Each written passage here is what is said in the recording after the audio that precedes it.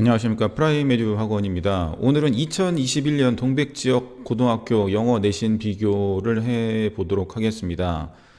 예비 고1들 이제 기말고사 끝나고 동백지역에 있는 고등학교 이제 많이 지원하실 텐데요. 제가 객관적인 지표를 통해서 비교를 해 드릴 테니까 이거를 근거로 고등학교 선택에 많은 도움이 되시길 바랍니다. 일단 이제 기본적인 개념을 아셔야 됩니다. 제가 한 가지 한번 여쭤볼게요. 내가 그 과목에 대해서 평균 점수를 받으면은 몇 등급일까? 이게 바로 나오시는 분은 이제 입시에 대해서 어느 정도 아시는 분이고, 이제 그렇지 않으신 분들은 제가 하시는 설명을 잘 들으셔야 합니다. 등급제에 대해서 어느 정도 아셔야 되는데, 등급제라는 게 이제 4%까지 1등급을 받을 수가 있습니다. 2등급은 11, 3등급은 23, 이제 이런 식으로 쭉쭉 나왔는데요. 그러니까 아까 평균 점수라는 거는 50%를 얘기하는 겁니다. 그러니까 내가 어떤 과목에 대해서 평균 점수를 받으면은 5등급이 되는 겁니다. 그거에 대해서 조금 더 구체적으로 말씀을 드리면은 그 300명 기준으로는 120에서 180등 사이니까 한 150등 정도 되겠네요. 250명 기준으로는 한 125등. 근데 요즘 동백 지역에 있는 고등학교는 한 270명에서 280명 정도 됩니다. 그러니까 그 어느 사이가 될 겁니다. 그러니까 전교 등수를 그 정도로 받으면은 나는 5등급이구나. 예, 그렇게 아시면 되고요. 조금 더 구체적으로 말씀드리면은 이제 반에서 30명을 기준으로 이제 절반이니까 15명, 25명을 기준으로 한 12.5, 한 12, 13등 정도로 하면은 내가 5등급을 받을 수 있구나. 이런 기초 지식을 머리에 담고 동백 지역에 있는 고등학교 내신을 구체적으로 분석을 하도록 하겠습니다. 이거 같은 경우는 제가 각 학교별로 영어 내신 분석 동영상에도 올렸습니다. 그 표를 조금 더 자세하게 설명을 드리는 건데요. 이제 저 같은 경우에는 크게 이 영어 객관식 문제를 난이도를 객관적으로 세 가지로 분류를 하는데, 첫 번째는 변형이 아예 되지 않는 겁니다. 그러니까 이런 문항이죠. 배운 지문도 그대로고 보기도 영어가 아닙니다. 그러니까 이 내용만 정확하게 알면 맞을 수 있는 유형의 문제입니다. 난이도가 가장 쉬운 거겠죠. 이게 변형되지가 않는 거고, 지문은 그대로입니다. 변형되지 않았는데 대신 보기가 영어이기 때문에 여기에서 해석이 안 돼서 틀린 학생이 있습니다. 그러니까 이게 다음 난이도로 어려운 거고, 변형이 됐다는 얘기는 무슨 얘기냐면은 이런 식으로 이제 보라색 색깔로 표시된 게 변형이 된 겁니다.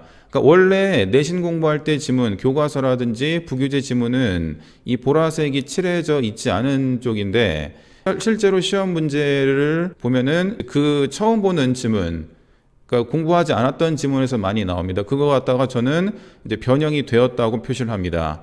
그러니까 변형을 하는 방법은 두 가지인데요. 이렇게 새로운 지문을 집어넣든가, 아니면은 그 일부분을 이렇게 단어 같은 거를 살짝 바꾸시는 게 있습니다. 그러니까 뭐 이런 거 같은 경우는 이제 문장 전체도 바꾸셨고 여기 안에 있는 것도 바꾸셨는데, 백현고일은 보통 문장 전체를 바꾸시네요. 동백고일 시험이 이제 대표적인 건데, 전체 지문은 바꾸지 않는데 이렇게 답인 부분만 살짝 예, 단어라든지 그런 걸 바꾸셔서 내시는 경향이 있습니다. 크게 이렇게 두 가지로 문제를 변형을 하십니다. 이제 저는 분석을 하는데, 여기까지는 중학교식대로, 그러니까 변형이 안 되는 문제를 얘기하는 거겠죠. 변형이 아예 안 됐거나 그럼 보기가 영어가 되는 문장은 중학교식대로 열심히 암기를 하면은 이제 다 맞을 수가 있습니다. 자, 그런데 고등학교 때는 이 변형된 문제를 맞아야 됩니다. 그래서 변형된 문제의 어떤 비율이라든지 변형된 문제를 적응하지 못하면, 즉 중학교식으로 영어 공부를 하면은 어떤 성적이 나온지를 제가 숫자적으로 논리적으로 좀 보여드리도록 하겠습니다. 그래서 어떻게 계산을 했냐면요, 변형이 되지 않은 문제 이거를 합해서 점수를 매겨봤습니다. 그러니까 백현고 2 같은 경우에는 변형이 되지 않은 문제의 합계가 26.8점입니다. 그리고 이제 제가 학생들한테 성적표를 걷어가지고 평균 점수를 알아봤더니 백현고등학교 평균 점수는 44.5입니다. 아까 평균 점수가 5등급이라고 그랬죠. 그래서 백현고등학교 2학년에서 44.5점을 받으면은 5등급입니다. 근데 아까 이 변형되지 않은 문제만 다 맞으면 26.8이라고 그랬잖아요. 그러니까 중학교식으로 공부를 하면은 5등급도 훨씬 안 되는 겁니다. 5등급의 점수가 절반밖에 안 되는 겁니다. 물론 모든 학교가 다 이렇지는 않습니다. 백현고는 변형이 많이 되는 학교이기 때문에 이제 이런 게 나온 거고, 이거를 제가 이제 동백 지역에 있는 여러 가지 학교를 한번 쫙 비교를 해드리도록 하겠습니다. 자, 이게 이제 전체적으로 저희 학원에서 내신 준비한 고등학교를 전부 다 비교한 표입니다. 그래서 아까 말씀드렸지만은 이거는 변형되지 않은 문항의 점수의 배점이고요. 이거는 보기가 영어인 문항의 점수 배점이고, 이거는 두 개를 합한 겁니다. 그 다음에 각 학교별 평균 점수를 매겨봤고요. 그 다음에 아까 변형 안 된 문제하고 평균 점수의 편차를 제가 한번 구해봤습니다. 그리고 각 학교별로 이제 변형을 몇 퍼센트 하셨는지도 한번 구해봤고요.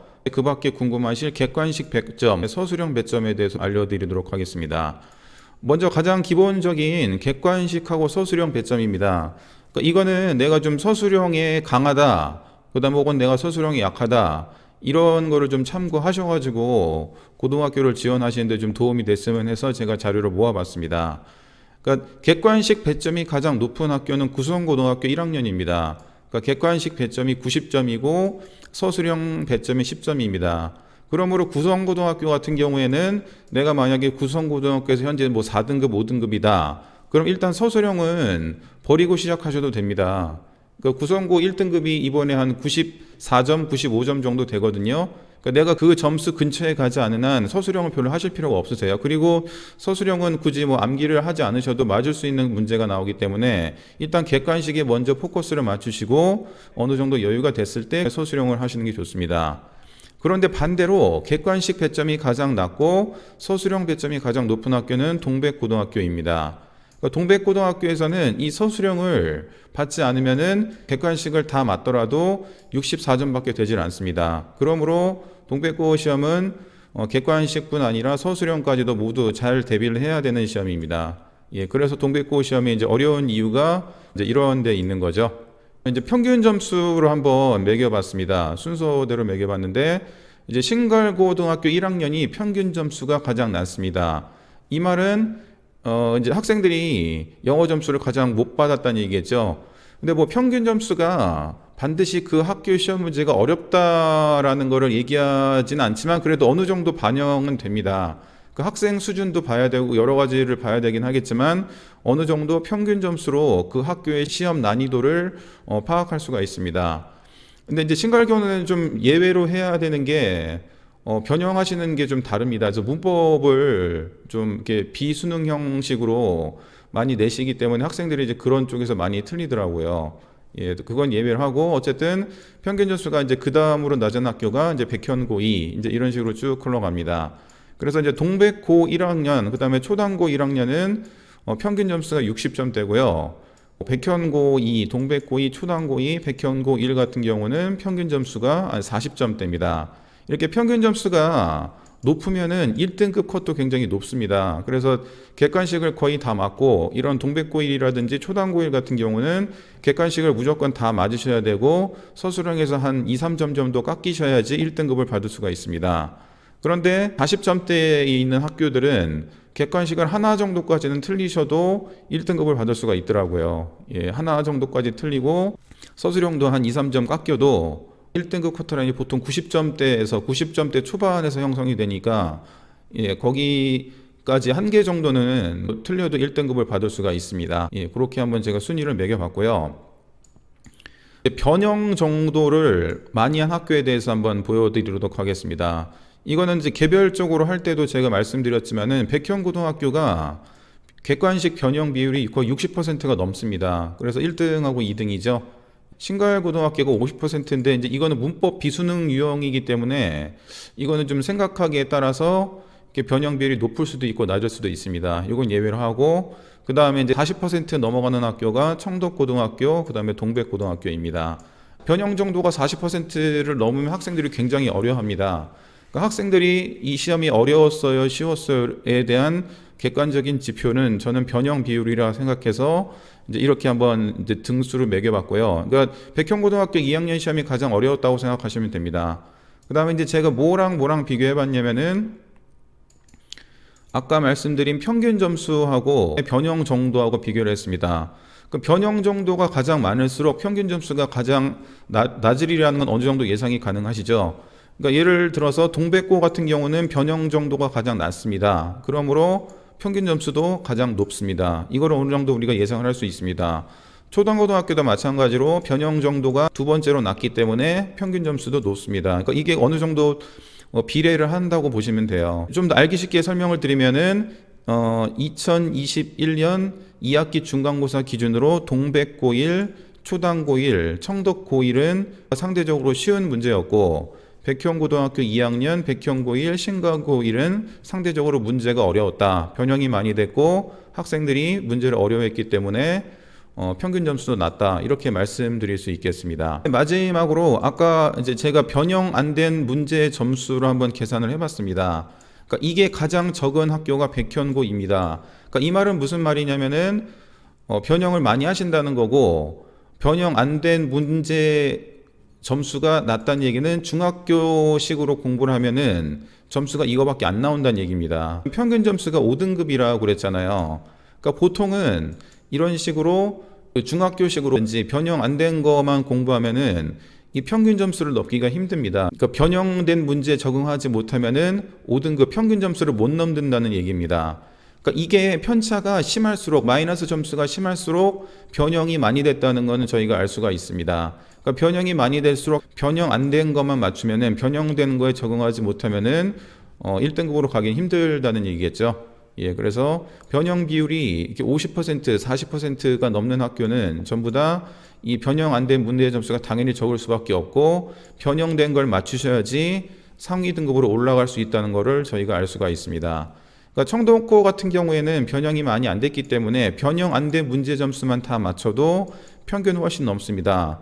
근데 이렇게 한 63점 맞아봤자 어차피 4등급밖에 되지 않습니다.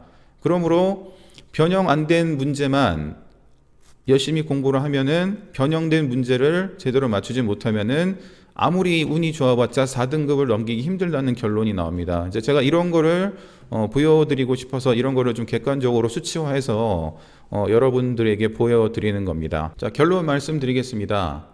변형된 문제를 맞추지 못하면 5등급 이하입니다. 그럼 변형된 문제를 맞추기 위해서 암기가 정답일까요? 그거 아니라고 생각하고요.